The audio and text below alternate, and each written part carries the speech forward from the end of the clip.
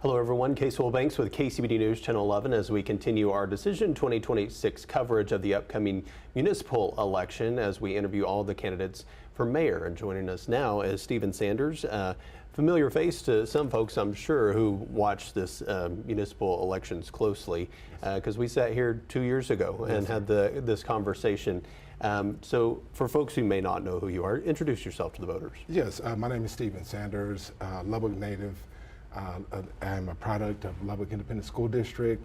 I then went to the military, and then I came back and graduated from Texas Tech with a degree in advertising, and I double minored in creative media industries and business.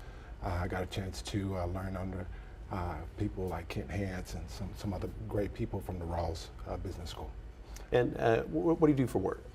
So I sold software to the public sector for a long time, and now I've gotten into real estate, entrepreneurial type business, Airbnbs, all kinds of different things that generate great revenue for my family. And as I mentioned, we were here 2 years ago, but you've been trying to seek that office for mayor for quite some time now, since 2020, I believe. So 2018. Why run again this year, and what's your focus now? Right.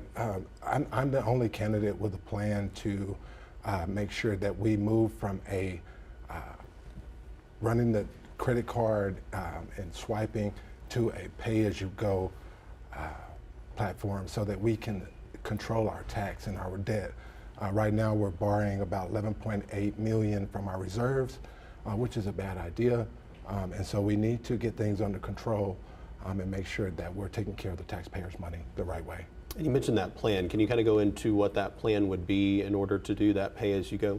Right. So the first thing we have to do is I have a $100 million plan. This plan will bring in revenue, outside revenue that we are not expecting.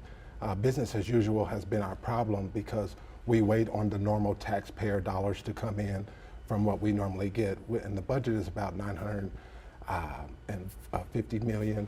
And so we need to expand that quite a bit. And my plan will we'll do it in 2 phases. We'll do festivals. It'll be 3 festivals.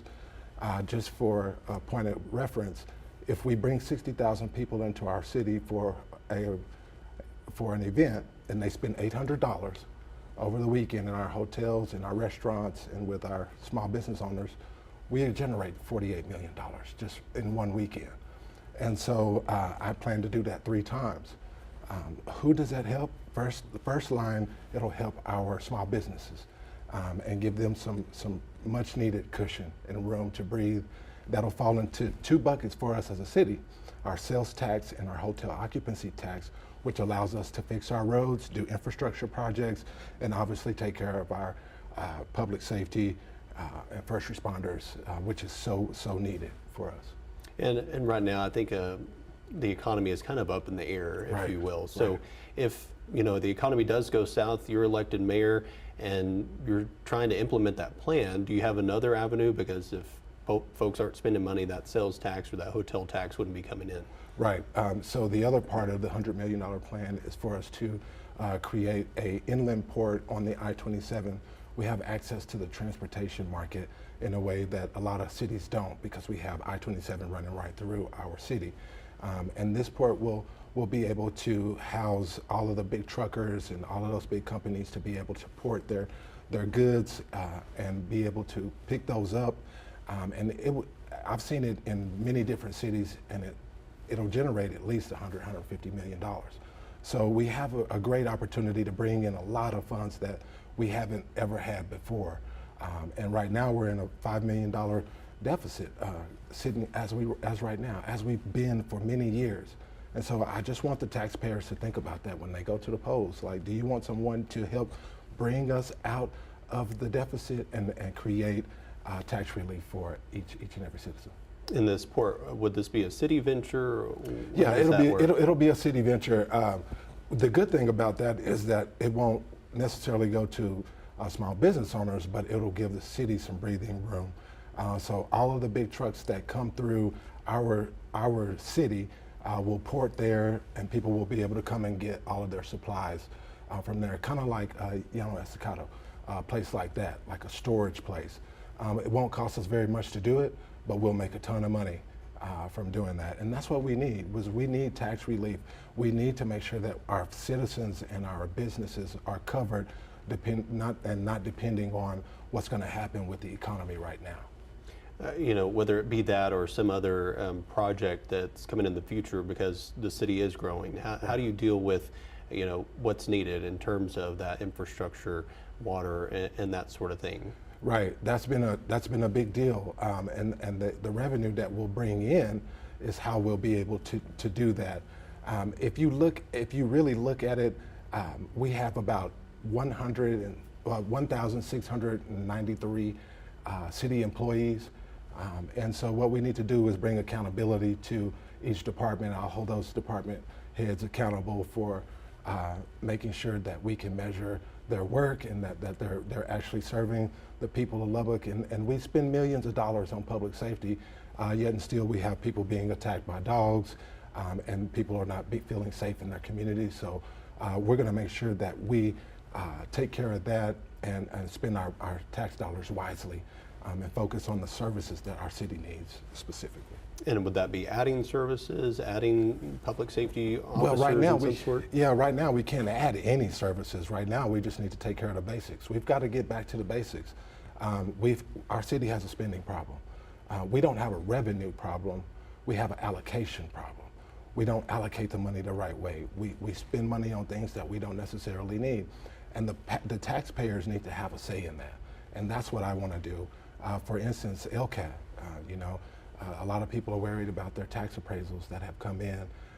The way that works is the city doesn't actually control LCAT, but the city does control the tax rate. And so when the appraisal district raises your property taxes, the city, and I, in this case, would make sure that I project and give a tax cut on our tax rate so that we're not killing people, and the tax rate will be flat. And so we'll never go past that. We'll always keep that no new revenue tax number in play. We'll never go above that, and I'll always fight for the taxpayers in that regard. And so were you looking at cuts in the budget? You mentioned spending money on things we don't need. What are you looking at? Well, we do have to cut some things, but I think the problem that we have right now is a lot of backdoor deals, a lot of things that are happening. Believe it or not, Lubbock has corruption. And that's just the way it is, and we're going to stop that.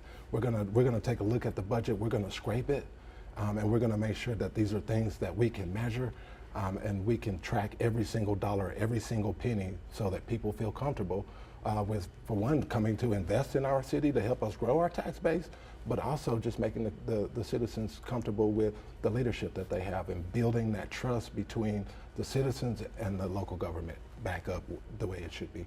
And I do have to push on that a little bit. Have you seen an example of any sort of corruption or anything like that? Well, I think one of the biggest things we need to do is kill the consulting fees that we have coming out of our general budget. That's about $15 million that we could actually be moving around. There's a line of people who would consult our city for $1 million or $2 million. So we can save anywhere from $12 to $13 million by just being responsible and finding other people and not doing the insider deals. So we've got to open up the market. This is a free market. It should be that way. And that's a conservative way of doing things. And so we need to really focus on that and make sure that we're a part of making sure our system is open so that we can save money.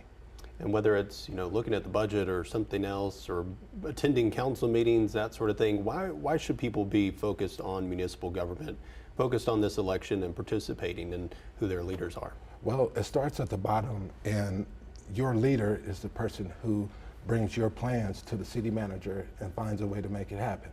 A lot of people look at the national stuff all the time and they lose focus on the people who actually really serve them at the local level.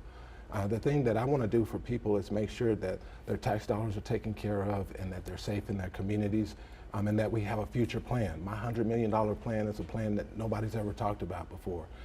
And this starts at the local level. My plan will also work with some of the state legislation that's being passed down right now with the taxes. So Governor Abbott's plan for taxes will fall in line with my plan to make sure that we're really giving the taxpayer a break. families are able to eat, families are able to provide, businesses are able to operate, because inflation is killing us, and we know that. So the leaders have to make sure that we give people a way to breathe, and I'm going to do that. I'm going to do it. Right. Well, people will have their say beginning April 20th when early voting begins, and then Election Day will be May 2nd. So, Stephen, thanks for being with us again this round. And join us May 2nd for that election coverage you can count on.